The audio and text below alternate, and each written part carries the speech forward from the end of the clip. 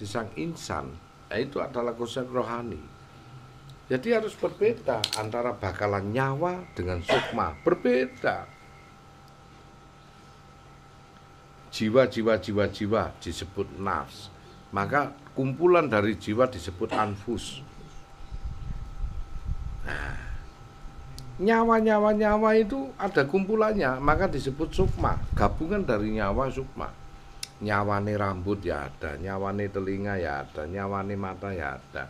Maka Israel lah mencabut matamu, kamu kemunduran dalam bidang penglihatan, pendengaranmu.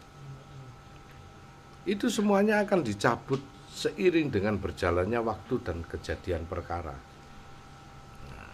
Kematian kita secara totalitas adalah hembusan napas terakhir di saat Israfil berfungsi kepada dirimu. Itu tadi pencabut nyawa itu Israel. Nyawa apa dulu? Nyawa apa dulu? Nyawanya mata juga bisa. Di saat dia hidup begini buta, ada nyawa penciuman juga bisa. Tetapi kematian seluruhnya itu adalah dikiamatkan oleh Allah lewat hembusan Israfil, nafas, begitu.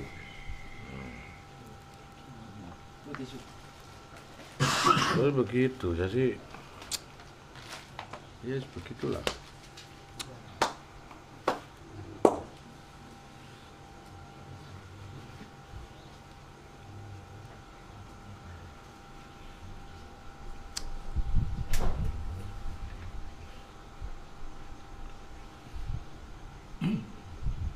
Iki hembusan nafas opo iki? Tangi deh. Berarti atmone dhek gatuk. Gitu kadang tertidur tapi dia merasakan. Sama dengan Gus kalau tertidur, biarpun istri atau anak melompat aja, dia tidak menyentuh kaki Gus, tapi dia merasakan ini rasa, ini siapa yang hadir. Dia merasakan ini siapa yang hadir, dia rasa. Itu bagaimana cara ngelatihnya? Kepekaan rasa dari melek. Maka karo Rasulullah itu dipancing dengan 1/3 malam, 1/4 malam, 2/3 malam. Dipancing untuk melek kita kalau Rasulullah. Sebab nak kongkon melek temenan iku kangelan iku nek gak kulino temenan. Harus jauh rindu di hati. Rindu akan kaweruh, rindu akan jauh namanya itu. Haus terus dia rindu. Kita membaca itu bukan membaca Al-Quran tapi kitab kauniyah yang terhampar di alam semesta itu. Seperti Rasulullah itu bukan membaca Al-Quran. Iqra bismi rabbikal ladzi khalaq, bacalah dengan menyebut nama Tuhanmu. Itu buku. Al-Quran itu belum hadir. Al-Quran itu baru 1 ayat itu, belum hadir langsung segini. Al-Quran itu ditulis setelah Rasulullah meninggal. Tetapi jauh membaca alam semesta ini, kitab kauniyah. Dan ini akan melek kaya Gus iku 3 dina 5 dina. Silir ya. Aku pernah 7 dina iku kualik bumi. Ngene delok wong iku dadi loro ngene. Sampai ngomong kon masih sakti aku gak wedi. Sing sakti lho sapa? Ndelok wong dadi loro. Ngene iki silir. Iku 9 hari mati. Mampus deh gitu. Nah kalau kita mau bertapa itu minimal 7 hari. Maka kau iso mati sak jroning urip itu. Terus kelap wis langsung wis. Lewat itu ngatur napas, anpas, nupus, tarik nafas, megengin nafas, hembusin nafas sehingga kita bisa napas halus. Napas tiki ibeng tintin. Ya apa Gus? Iki repot iki nek guru belajar iki engko. Piye le jelasno Gus iki? Yang mana bisa memadukan 2 rasa jadi tunggal rasanya itu. Hingga yang ada napas itu berhenti. Yang ada hanya nadi seperti bayi. Dut. Dut. Makanya kalau orang bertapa nggak ada napas. Potensi seluruhnya berhenti. Termasuk alam pikir dan apapun berhenti. Yang mengalir adalah potensi khoyun, yaitu nadi. yang menggerakkan potensi sawab itu tok. Maka dia diresonansi dalam bentuk energi. Itu gue gak nang Sanggar Pamujan, gak iso nang Sanggar Pamujan baru iso, ndak ada ventilasi ya. Pelek kita nggak tahu jam berapanya kita sudah nggak tahu. Kita hanya cuman bisa mengingat-ingat karena tidak ada tanda-tanda dari luar. Itulah kita dikungkup nang gua garboning ibu. Kelak di kuburan pun juga kita nggak tahu. Makanya senangkan dirimu. Kalau kau senang, potensi Allah di situ akan, karena sifat Allah itu berpendar. Hanya 4 karakter. Nah, dari Asmaul Husna 99, nah, hanya ada 4. Dari 4 hanya ada 2. Dari 2 hanya ada alif 1 tok. Ya cuman di situ tok. Jamal Kohar Komar Jalal, hayu indah elok sempurna. Sifatnya indah. Sesuatu yang indah jadi dirimu. Dirimu itu dicetak jadi manusia dari keindahan 2 rasa, bapak dan ibumu. Nah, saat keindahan itu akan terjadi segala sesuatu. Nek Gus nguru iya. Indahkan kita dengan kalam suci, jangan sihir. Apa? Di saat kamu kumpul dengan istrimu dan kamu mencapai suatu keindahan, di saat itu ada permintaan apapun tanpa sengaja, maka itu terkabul. Tapi itu sihir, karena tidak sedang melibatkan Allah Anda di dalamnya. Miftahul nikmat kalimatan Bismillahirrahmanirrahim. Jadi kunci saat kita tafakur hampir sama persis sepersekian detik. Kalau kau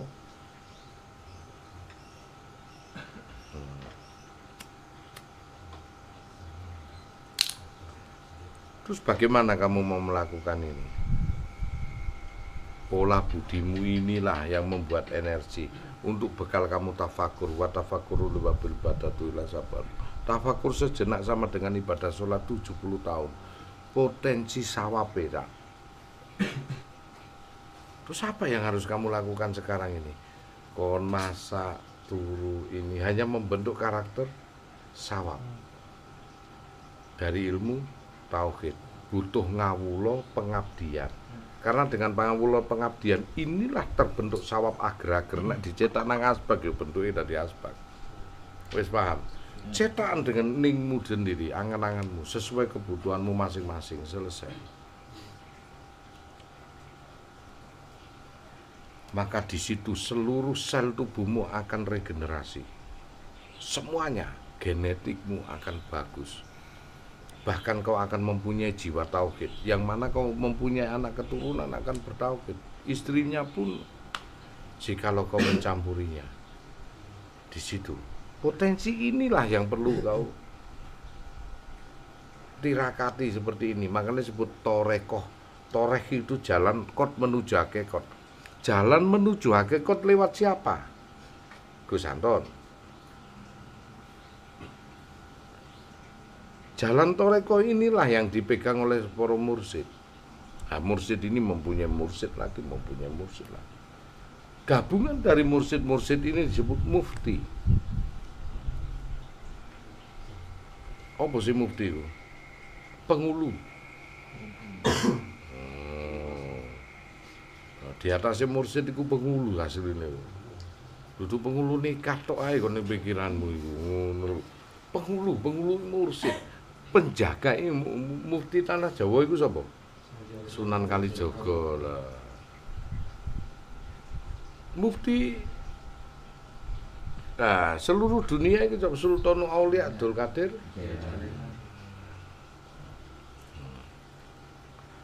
Iku mufti sing jaga para aulia, makanya disebut Sultanul Aulia. Mufti sing jaga para wali sapa? Kutub. Wali kutub. 500 tahun ini cuma satu tok itu hadir wali kutub. Ini sudah 500 tahun, tidak tahu siapa sing kepilih meneh. Batasan antara Rasulullah Shallallahu Alaihi Wasallam disebut wasallam ini penutup para nabi. Maka Abdul Qadir Jalani Sultanu Aulia. 500 tahun kemudian setelah Abdul Qadir Jalani sapa? Kanjeng Sunan Kalijaga Syekh Maloyo Wong Agung Menak. Nah, ini sudah waktunya. 500 tahun ini Wali Kutub turun. Maka disebutlah di Islam sebut Al-Mahdi. Orang Hindu menyebut Avatar. Orang Buddha menyebut Buddha Matreu. Nah, orang Jawa menyebut Satrio Piningit. Kasepuhan menyebut Heru Cokro.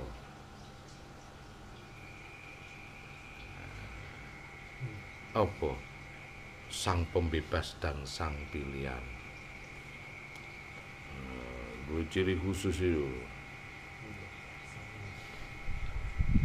Konteksnya semuanya ada di alam semesta ini. Nah, dari 39 wali termasuk wali kutub ini cuman satu orang dalam 500 tahun. Beda dengan wali Aimama, beda dengan wali Autot, beda dengan wali Raja Biyun yang dia hanya 40 orang dalam kurun waktu 100 tahun. Dia bertengger di bulan Rajab. Makanya disebut wali Rajab Biyun. Beda dengan wali Khatam, beda dengan wali Khatam Nuh, wali Khatam Jibril, wali Khatam Israel, wali Khatam Israel, wali Rijalul Ghaib, wali Imam Masudurul Khadib. Itu kabeh 39 wali. Kapan kita ungkap? Yo, kita bahas yo, live streaming yo.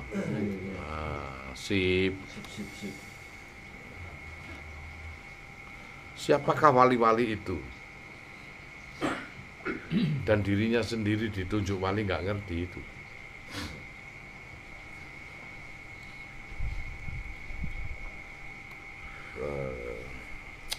Asik, unik, ya, dating dan absolut. Itulah Allah. Unik. Kalau diambil batas kesimpulan nggak ketemu, tapi absolut, keseluruhan inilah sudut pandangnya.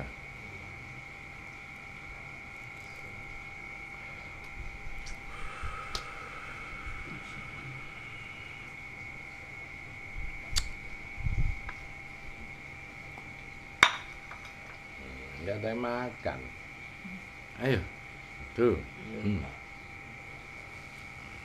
Iki mentelengi endok kayak gak dipantangan.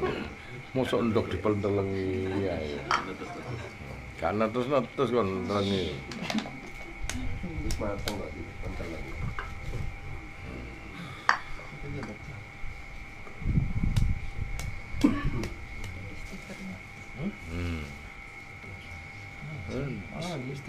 Oh no, expired sih. Nomor HP. Nomor HP ini barang.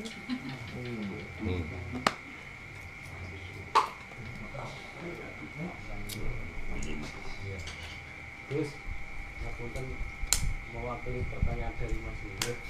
Mau tanya itu katanya kalau ngelindur itu tiap hari itu kenapa? Siapa?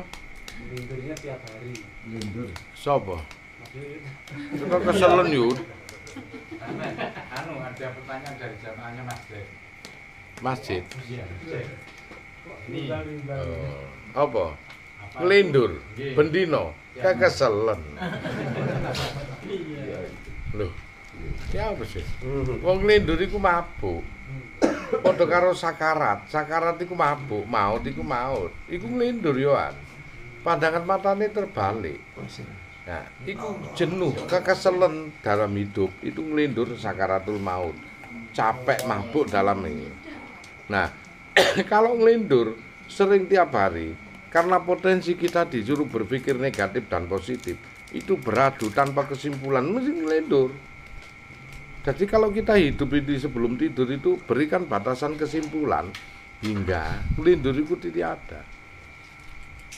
Kue mangkel karo wong, gak didem-dem toko batasan kesimpulan. Paling gak ngomongin gini loh. Alam wis sak karep-karepmu iku wis kesimpulan. Hingga kowe gak akan ngelindur. Mengko nak ngelindur gak ono batasan kesimpulan deh. Dalam hidupnya kemarin iku hidup dalam arti melek. Iku mesti ngelindur. berarti efek dari tidak adanya jawaban dari pertanyaan ini. Betul sekali. Nah nak ngelindur iku mau wis mentok tingkat tinggi dalam arti saraf sensoriknya kena. pikirannya kena karena berbagai masalah sing menimpa dan dia merasa kekhawatiran dan ketakutan, maka apa yang terjadi? Tindian, Cak. Tindian. Nah. Iku gak nglendur, gak apa melek, gak iso gerak iku. Iku gak oleh langsung ditolong, gak oleh pelan-pelan. Nah ditolong iso mati. Berarti intinya juga proses dari pikiran gitu. Iya, pikiran yang tidak mau batas kesimpulannya berhari-hari mikir terus gak menemukan hasil. Makanya kan aku ngomong, urip iku cuma 2 pertanyaan tok dan jawaban. Nek gak takok jawab yo pertanyaan dan jawaban. Pertanyaan semakin banyak pertanyaan dan tidak dijawab. Makanya nek kon gak ketemu jawabannya, jawaban dhewe. Bolah apa jaringku. Nah, iku wis jawaban itu. Jika kon mikir terus sampai lelah tidur, itulah ngelindur. Nek batasan ngelindur itu banyak yang kau pikirkan tinggi, kok ngono wis gak iso melek, ngono motone tok sing iso ketip ngono. Untuk pelajarane tindih setan ngono. Asline sarape iku mati sesaat iku. Tak connect dengan otak iku. Karena pikiran itu menciut semua pembuluh darah, jadi nggak connect oksigennya nang otak. Nah itu kalau dilihat dari sifat kedokteran, sistem kedokteran. Anak sing klenik paranormal dilunggui setan. Matek kon dilunggui setan. Oh itu sudah sensorik menyentuh motorik. Motorik nggak bisa bergerak. Berawal dari sensorik itu sih, kemudian motorik akhirnya nggak bisa bergerak. Sensoriknya kan dari pola pikir, makanya dari pola pikir sing apik. Pola pikir yang baik itu kita apa adanya, tidak boleh berbohong, apa adanya, jujur, mampu menyampaikan, jangan berbohong. Wis iku. Lho sakjane enak lho gak berbohong iki, Pak. Kenapa uripe dihiasi karo bojo? Mas yo kadang pahit di depan, tapi enak di belakang. Oh, temenan kok.